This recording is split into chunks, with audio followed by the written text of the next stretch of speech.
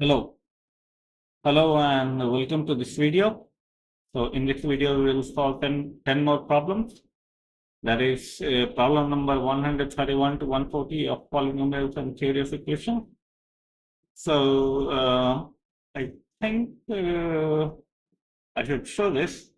So what you can do is, if you want to get ahead of what we are doing in every video, you can go to this website. My website is tawakal.org. And you can check this file. All right, so it has right now 906 pages, almost complete. So all the problems you can read here on your own. So we are following this book. You can download and read ahead if you want.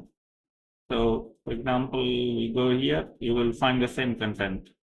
Okay, there will be corrections as well, more corrections. So we get started without further ado. And the last thing I will say about this is, when I'm stating the problem, you should pause the video and try to solve the problem yourself. If you cannot solve the problem yourself, only then look at the solution. The question 131 says, if f of x is a quadratic polynomial, f of 0 is equal to 6, f of 1 is equal to 1, and f of 2 is equal to 0, find f of 3. So pretty straightforward problem. We let the quadratic polynomial be x square plus bx plus c. Given f of 0 is 6, so x square and bx will become 0 and c will become 6. F of 1 will be a plus b plus c plus 1, and f of 2 will be 4a plus 2b plus c is equal to 0. Once we have that, we can solve these two equations by substituting c is equal to 6, and you will see that b becomes minus 7 and a becomes 2, and f of 3 will become 18 minus 21 plus 6, that is 3. Question 132 says that, show that if a, b, c are real number and ac is equal to b plus d, then at least one of the equations x square plus ax plus b is equal to 0 and x square plus c x plus d is equal to 0 has real root. So we are given that AC is equal to 2 into b plus d. Now the discriminant of given equations are a square minus 4b and c square minus 4d. So for the roots to be real, the discriminant have to be greater or equal to 0. So we assume that it is the case. So we add both the determinants, we get a square plus c square greater than or equal to 4b plus d. Now we substitute 2b plus d is equal to AC, it becomes 2ac. And that means a minus c whole square greater than or equal to 0. Thus the assumption is correct and hence proven. So that means one of the equations has real roots. Because why so? Because it might be the case that one of these is less than 0, the other could be greater than 0. But the sum in any case will be greater than 0. So at least one will have real roots. Given any 4 positive distinct real numbers, so that one can choose 3 numbers a, b, c among them, such that all the quadratic equations have only real root and all of them have only imaginary root. And the equations are bx square plus x plus c is equal to 0, cx square plus x plus a is equal to 0, x square plus x plus b is equal to 0. So we suppose 4 real numbers, 0, a, b, c, d in that order. Now, if 1 is less than 4 bc, then 1 less than 4 bc, less than 4 bd, less than 4 td. Okay? Because d is greater than c and c is greater than d. So you can choose bcd.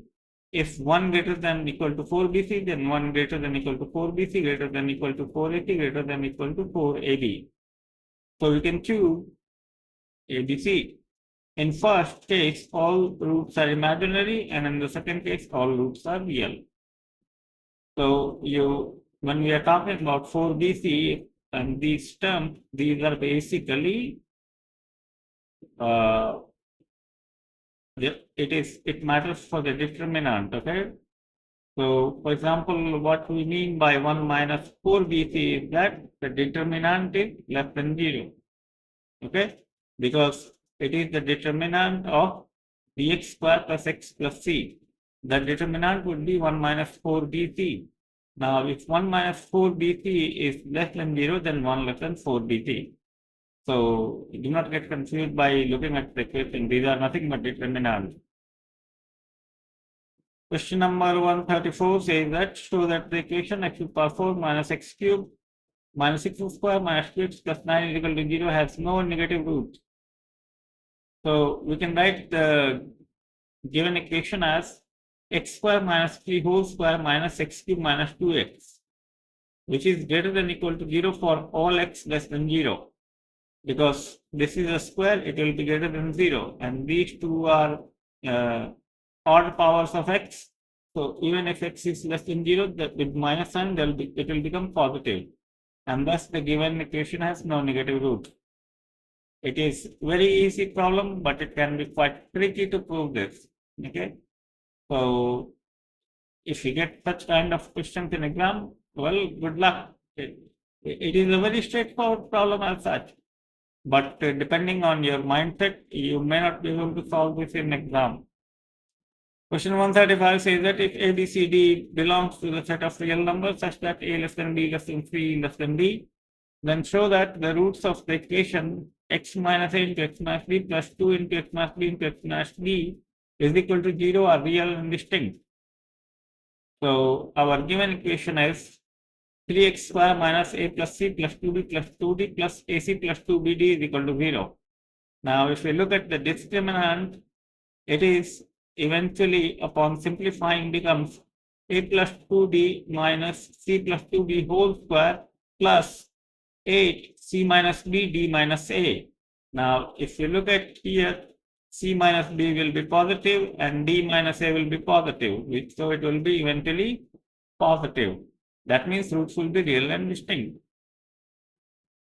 Question 136 says that find the maximum number of positive and negative real roots of the equation. There is some typing mistake here. This should be x to the power 4 plus x cubed plus x square minus x minus 1 is equal to 0.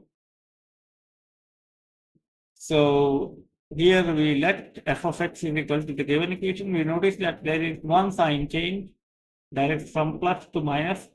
So it can have at most one positive root. Why this matters is because if you plot the graph of this, okay, then the graph will go from below the x-axis to above the x-axis, okay. So it can have at most one positive root, that it will cut the positive x-axis at one point. Now f of minus x is x to the power 4 minus x cubed plus x square plus x minus 1. Now how many sign changes are there? First sign changes, second, and then third. 3 sign changes, so it can have at most, this should be 3, it can become 3. Alright, 3 negative roots. Question 137 says that if p of x is equal to x square plus bx plus c and q of x is equal to minus x square plus bx plus c where ac is not equal to 0, so that the equation px qx has at least 2 real roots. So discriminants of both the equations are b square minus 4ac and b square plus 4ac respectively, and therefore one has to be positive. Either this is positive or this is positive, okay? Because 4ac could be positive or negative. Let's say it's negative. If ac is negative, then this would be positive, and if ac is positive, then this would be positive. So that means one of the equations will have 2 real roots. That means the product of both the equations will have 2 real roots. Question 138 says that let f of x be the cubic polynomial x cubed plus x plus 1. Suppose g of x is a cubic polynomial such that g of 0 is equal to minus 1 and the roots of gx is equal to 0 are square roots of fx is equal to 0. Determine g of 9. So for this, what we have done is we have let alpha beta gamma to be the root of the equation of x is equal to 0. Then root of gx would be alpha square, beta square, gamma square. Now it's given that x cubed plus x plus 1 is the f of x. Therefore, from beta's relationship, we can write that alpha plus beta plus gamma is equal to 0, alpha beta plus beta gamma plus gamma alpha is equal to 1, and alpha beta gamma is equal to minus 1. Also, since g of 0 is equal to -1, we can have alpha square, beta square, gamma square is equal to -1. Okay. So there is, okay. So now what we do is we let g of x is equal to x cube minus alpha square plus beta square plus gamma square into x square plus alpha square beta square plus beta square gamma square plus gamma square into x minus alpha square beta square gamma square. That means g of 9 would be 729 minus 81 into alpha plus beta plus gamma whole square minus 2 alpha beta plus beta gamma plus gamma alpha plus 9, and so on. You simplify, you find the value to be 899. Question 139 says that if PQRS belong to the set of real numbers, so that the equation x square plus px plus 3q into x square plus rx plus q into x square minus sx plus 2q is equal to 0 has at least two real roots. So the discriminant of the terms are p square minus 12q, r square minus 4q, and s square plus 8q. So clearly p square, r square, s square will be positive. Now if q is positive, then s square plus 8q greater than 0, giving us two real roots. However, if q is less than 0, then both p square minus 12q and r square minus 4q are positive, giving us four real roots. And what we were asked? We were asked for two real roots. So we have 2 or 4, which is more than 2.